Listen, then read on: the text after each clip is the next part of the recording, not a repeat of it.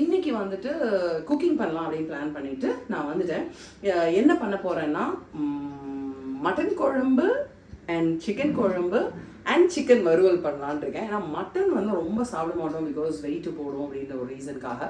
So ஒரு 1/2 kg மட்டனும் ஒரு 1 kg சிக்கனும் எடுத்து வச்சிருக்கேன்.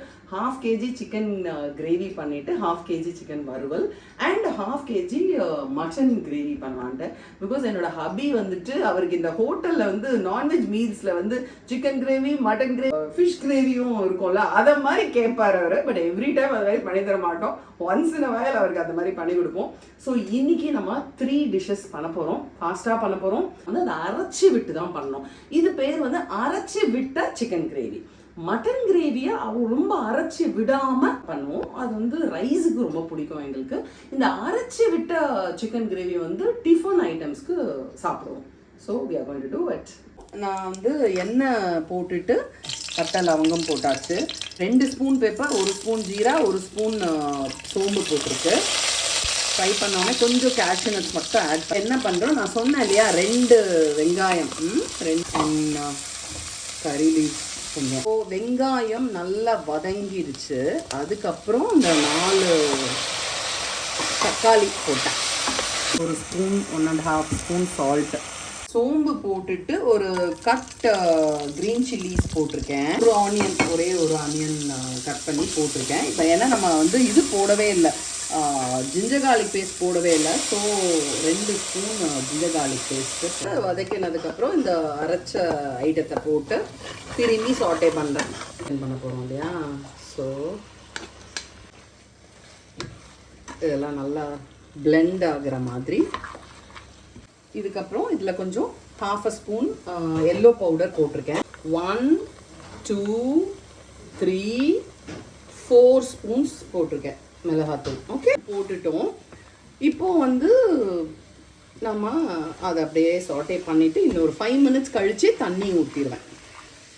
கொஞ்சம் நல்லா வதக்குனதுக்கப்புறம் இப்போது தண்ணி ஊற்ற போகிறேன். நான் குக்கர்லேயே பண்ணல இந்த கிரேவியை, நல்லா பார்த்துக்கோங்க. ஒன்லி பேனில் தான் பண்ணுறேன். அந்த மிக்சியில் வாஷ் பண்ண வாட்டரை எடுத்து ஊற்றி விட்டேன். ஒரு பெரிய டம்ளர், நான் ஒரு 3 tumblers of water, around 3 tumblers of water போட்டிருக்கேன். இதில் என்ன குவான்டிட்டி வருதோ அதுலேருந்து ஒரு 25% கம்மியாக இருக்கும். அதுதான் நம்ம கணக்கு. ஸோ எனக்கு சிக்கன் குழம்பு பண்ணிட்டோம். சிக்கன் குழம்பு செம்மையாக கொதிச்சிட்டு இருக்கு. அது பாட்டுக்கு ஒரு பக்கம் கொதிக்கிட்டோன்னு விட்டுட்டு அதுக்குள்ளே இந்த சைட் பை நம்ம மட்டன் குழம்பு பண்ண போகிறோம். Easiest technique ever. அண்ட் வாங்க மட்டன் குழம்புக்கு போகலாம். இதை வந்து நம்ம குக்கரில் பண்ண போகிறோம், ஏன்னா மட்டன் வந்து வேகாது இல்லையா. ஸோ குக்கரில் எடுத்து ஒரு எண்ணெய் போட்டுட்டு அண்டு கருவேப்பிலை கொஞ்சம் போட்டுக்கிறேன். ஒரு ஆனியன், ஏன்னா மட்டன் வந்து நம்ம 1/2 kg தான் எடுத்துருக்கோம். ஸோ ஒரு ஆனியனை போட்டு நல்லா சாட்டே பண்ணணும். ஒரு ginger garlic paste. Okay, so ஆனியன்ஸை நல்லா பொடியாக நறுக்கி விட்டணும். ஆக்சுவலாக எனக்கு குட்டி குட்டியாக ஆனியன் கட் பண்ண வராது. காவாட்சி தான் எனக்கு பண்ணி கொடுப்பா, அதை கற்றுக்கணும்னா. மாதிரி வதங்கின உடனே சால்ட்டு ஒரு 1 ஸ்பூன் மட்டன் போட்டுடுறேன். ஒரு 1/4 ஸ்பூன் எல்லோ பவுடர், 2, அதுக்கு நம்ம வந்து 4 ஸ்பூன்ஸ் போட்டோம் இல்லையா. இது கொஞ்சம் கம்மியாக பண்ணுறோன்றதுனால 2 ஸ்பூன் மிளகாத்தூள் போடுமாப்பா. கரெக்டா, ஃபைன். இப்போது தண்ணி வந்து போட்டோம், கொஞ்சமாக தான் குழம்பு பண்ண போகிறோம். ஸோ நான் பச்சை மிளகா போடுறேன் அண்ட் கறி லீவ்ஸும் போட்டுட்டு க்ளோசிங் இட். ஒரு கேஸில் மட்டன் குழம்பு போட்டாச்சு, ஒரு கேஸில் சிக்கன் குழம்பு கொதிச்சிக்கிட்டே இருக்குது. இப்போ வந்து நம்ம பெப்பர் சிக்கன் பண்ணிடலாம். ஸோ அதில் வந்து ஆயில் போட்டுட்டு கொஞ்சமாக சோம்பு போட்டேன். 1.5 ஸ்பூன் வாசப்பூண்டு இல்லையா, ஒரு 1.5 ஸ்பூன் ஜிஞ்சர் கார்லிக் பேஸ்ட்டில் போட்டு நடத்தையுமே மறந்துட்டேன். ஸோ அந்த பச்சை மிளகாவை போட்டுட்டேன். அண்ட் 1/2 kg சிக்கனுக்கு ஒரு ஆனியன், அரைச்ச தக்காளியை போட்டாச்சு. அண்ட் ஸோ சிக்கனை போட்டுட்டோம். சிக்கனை போட்டுட்டு சாட்டே பண்ணி, கல்லுப்பு தான் யூஸ் பண்ணுவேன் எல்லாத்துக்குமே, ஏன்னா பிகாஸ் எனக்கு அதுதான் அளவு கரெக்டாக தெரியும், அம்மா சொல்லி கொடுத்த அளவு. ஸோ இப்போ சிக்கனை போட்டு சாட்டே பண்ணிவிட்டு என்ன பண்ணுறேன், 1 and 2 red chilli powder and கொஞ்சமாக எல்லோ பவுடர் போட்டாச்சு, சால்ட்டும் போட்டாச்சு. இதில் கொஞ்சம் தண்ணி விடணும், பிகாஸ் நம்ம குழம்புனா நிறைய தண்ணி போடணும். இதில் கொஞ்சம் தண்ணி விட்டு அப்படியே இதை நல்லா இந்த தக்காளி அரைச்ச தண்ணி இருக்குது, இதே போதும்ல? அவ்வளோதான். ஸோ பெப்பர் சிக்கனில் ஃபைனலாக பெப்பர் போட்டாச்சு. ஒரு 2 ஸ்பூன் ஸ்மால் ஸ்பூன்ஸ் பெப்பர் போட்டுட்டோம். அண்ட் இந்த பக்கம் சிக்கன் குழம்பு வேறு லெவலில் கொதிச்சிட்ருக்கு. It looks yummy. Chicken colour வந்து நல்லா டார்க்காக ஆகிடுச்சு, டார்க் ரெட் ஆசம். சிக்கன் கிரேவியில் கொஞ்சம் பெப்பர் போட்டு ஃபைனலாக இறக்குறோம். Looks very yummy. வாவ் மாதிரி இருக்குது. மட்டன் கிரேவி தண்ணியாக தான் இருக்கும்னு சொன்னேன், பட் இப்போ இதை ஓப்பன் பண்ணோம்னா ரொம்ப தண்ணியாக இருக்கும் பார்க்குறதுக்கு. இதை திருப்பி நம்ம அப்படியே கொதிக்க வைக்கணும், அவ்வளோதான். ஸோ அந்த சிக்கன் குழம்பு, மட்டன் குழம்பு அண்ட் சிக்கன் ஃப்ரை வந்து நல்லா குக் ஆகிற டைமில் எல்லாத்தையும் முடிச்சிட்டேன். I'm done with kitchen work. எப்போ கிச்சன் ஒர்க் பண்ணாலும் நான் போய்ட்டு ஒரு ஷவர் எடுத்துகிட்டு வந்துடுவேன், பிகாஸ் எனக்கு பழகிடுச்சு. ஸோ நான் ஷவர் எடுத்துகிட்டு வந்துட்டேன். நம்ம வந்து இப்போ பண்ண ஐட்டம்ஸை பார்க்கலாம். இருக்கு சிக்கன் கிரேவி, இதான் அரைச்சி விட்ட சிக்கன் கிரேவி. அண்ட் இங்கே பாருங்கள் பியூட்டிஃபுல்லாக வந்திருக்கு. அரைச்சி விடாத மட்டன் கிரேவி தண்ணியாக இருந்தது, அதுக்கப்புறம் திரும்பி அதை கொதிக்க வச்சிட்டோம். இங்கே வந்து பெப்பர் சிக்கன். ஸோ இன்னைக்கு chicken gravy, mutton gravy and pepper chicken மாஸாக பண்ணியிருக்கோம். ஸோ நான் வீட்டுக்கு வந்தேன், ஒரு குக்கிங் போட்டுடலாம் vlog அப்படின்னு சொல்லி டிசைட் பண்ணி.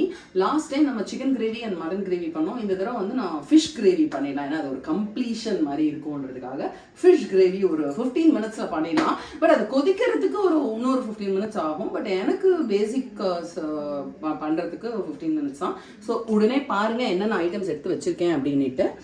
அண்ட் இதோ பாருங்கள், ஃபிஷ்ஷு கொடுவா மீன் ஒரு 1 kg, தலியா தலை, வால் ப்ளஸ் பீசஸ் எல்லாத்தையும் சேர்த்து தான் நான் கிரேவிக்கு போட போகிறேன். அண்டு டொமேட்டோ, ஆனியன், பூண்டு, புளி நல்லா ஒரு சாத்துக்குடி சைஸ் எடுத்து வச்சுட்டேன்.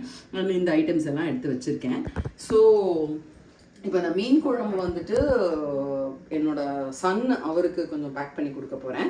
அவரோட ஃப்ரெண்ட் ஒருத்தர் ஸ்னேகன் அப்படின்னு இருக்காரு, அவருக்கு வந்து லாஸ்ட் டைம் பேக் பண்ணி கொடுத்தபோது ரொம்ப பிடிச்சிருச்சு, அவங்களுக்கும் கொடுத்துடலாம் அப்படின்னு பிளான் பண்ணி ஸோ பண்ண போகிறோம்.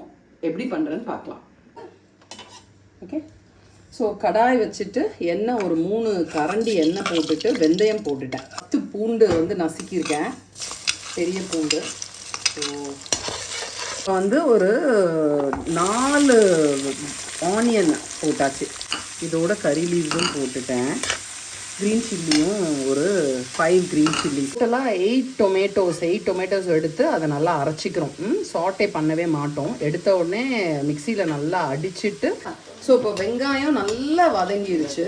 இப்போ நான் வந்து அந்த 8 டொமேட்டோஸை இப்போ நல்லா போட்டு இது ஒரு 15 மினிட்ஸும் எண்ணெய் வந்து மேலே வரணும். இதுதான் நம்ம வீட்டில் பாட்டி எனக்கு சொல்லி கொடுத்த டெக்னிக் இது. ஸோ மஞ்சள் பொடி மட்டும் போட்டுறேன். தக்காளி போட்டது நல்லா பாயில் ஆகிட்டே இருக்குது. இப்போ எண்ணெய்லாம் வெளியே வரணும். ஸோ அந்த சாத்துக்குடி சைஸ் புளியில் ஒரு 5 டம்ளர்ஸ் பெரிய டம்ளரில் தண்ணி எடுத்து நல்லா கரைச்சிட்டு 10 ஸ்பூன்ஸ் மிளகாத்தூள் போட்டு தென் 3 ஸ்பூன்ஸ் கல்லுப்பு போட்டு நல்லா கரைச்சி வச்சுருக்கோம். ஸோ எண்ணெய் வந்து மேலே வந்துருச்சு, இதுதான் இதோட கன்சிஸ்டன்சி. ஸோ 2 பவுல் கரைச்சி வச்சுருக்கோம். புளி, மிளகாத்தூள் அண்ட் சால்ட்டு அதை கொட்டுறோம். இன்னொரு bowl. 10 minutes is more then enough. 10 minutes ஃபிஷ்ஷை போட்டு ஆஃப் பண்ணிடலாம். ஸோ நான் ஷவர் எடுத்துகிட்டு வந்துட்டேன். மீன் குழம்பு எப்படி இருக்குன்னு பார்த்துடலாம். ஸோ சூப்பராக கொதிச்சு எண்ணெய் பிரிஞ்சு வந்துருச்சு. இதுதான் ஸ்டேஜ். ஃபிஷ்ஷை போடுறேன். கொடுவா மீன் மேலே தெளிச்சிட போது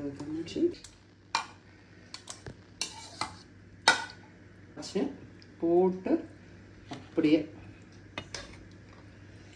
S, fish gravy is ready.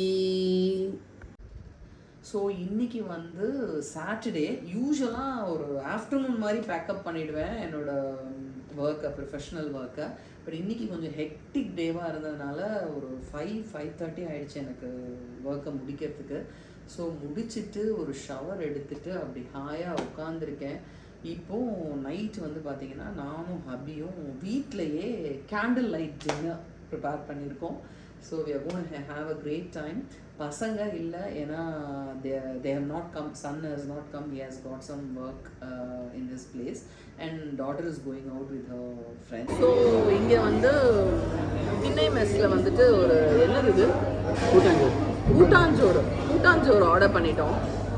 Like it's meal for 2 with 2 side dishes அப்படின்னு சொன்னாங்க. ஸோ நிறைய ஐட்டம்ஸ் இருக்குது. பிரியாணி இருக்குது, பொடி எனக்கு ரொம்ப ரொம்ப ரொம்ப பிடிக்கும், ஆந்திரா பருப்பு பொடி, ஒயிட் ரைஸோடு சேர்த்துக்கலாம். இது வந்து சங்கரா fry and chicken fry and with all these side dishes, I mean gravies and side dishes are there. And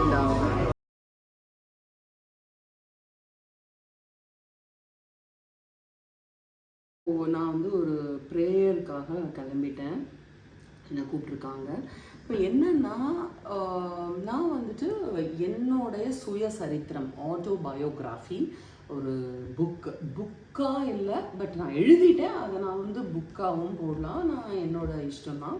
so நான் எதுக்கு சொல்ல வரேன்னா, எல்லாருமே அவங்களுடைய சுயசரித்திரத்தை எழுதலாம். நீங்கள் நினைக்கலாம், என்னையா இவங்க என்ன பெரிய செயின்ட்டா, இல்லை ஒரு பெரிய செலிப்ரிட்டியா, இல்லை ஃபேமஸ் பர்சனா, இல்லை சோஷியலைட்டா, இவங்க பாட்டுக்கு ஆட்டோபயோகிராஃபி எல்லாம் எழுதுகிறாங்களே அப்படின்னு சொல்லிட்டு. Anybody can write. என்னை பொறுத்த வரைக்கும் வந்து ஐ எம் அ டாக்டர் பேசிக்காக. நான் இந்த குக்கிங் vlogs எல்லாம் கொஞ்சம் போடுவேன். Plus any celebrations if I go with my family I would just post it. It's my passion. Okay, so அந்த மாதிரி போட்டுட்டு இருக்கும்போது இவங்க என்ன ஆட்டோபயோகிராஃபி எழுதியிருக்காங்களே அப்படின்னா, எஸ் ரைட்.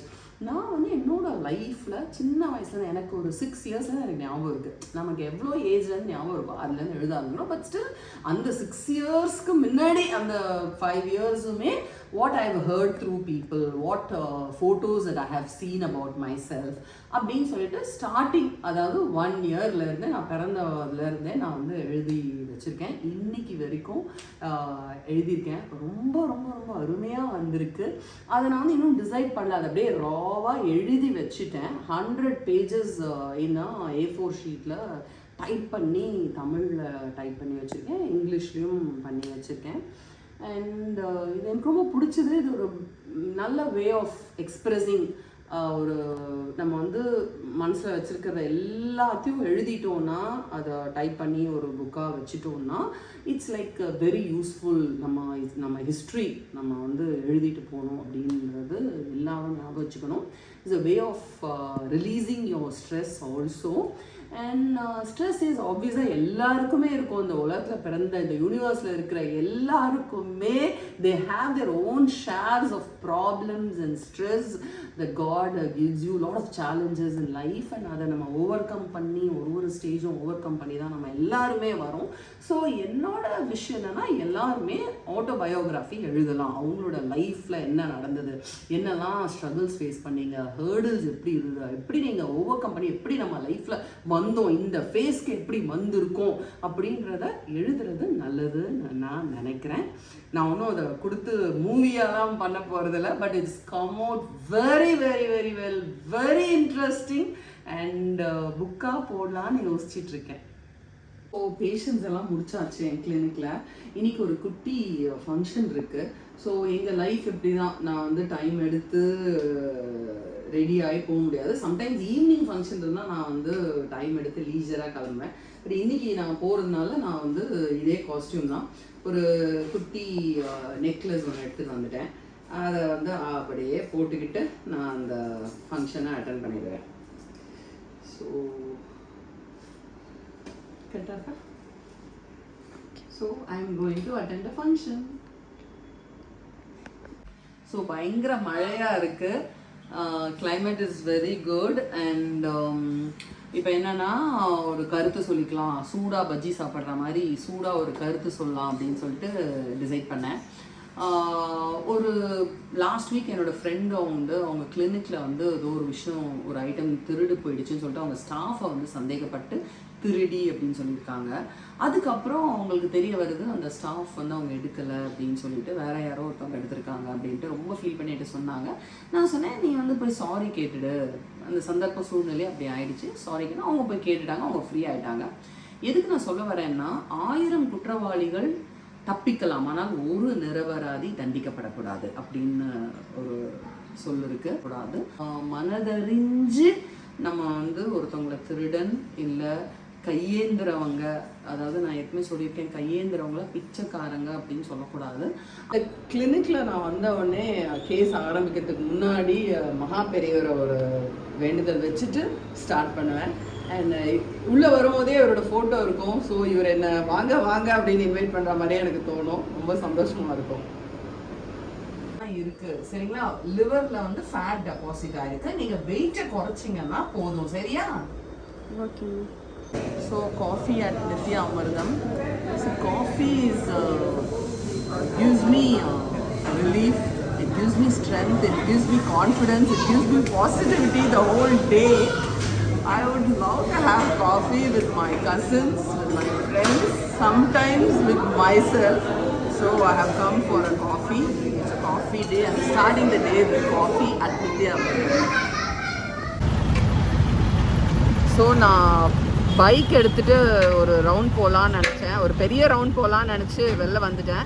நான் பைக் எடுத்தேன்னா இந்த மாதிரி அட்டையர் போட்டுருவேன். ஏன்னா என் ஹஸ்பண்டுக்கு தெரிஞ்சால் சத்தம் போடுவார்.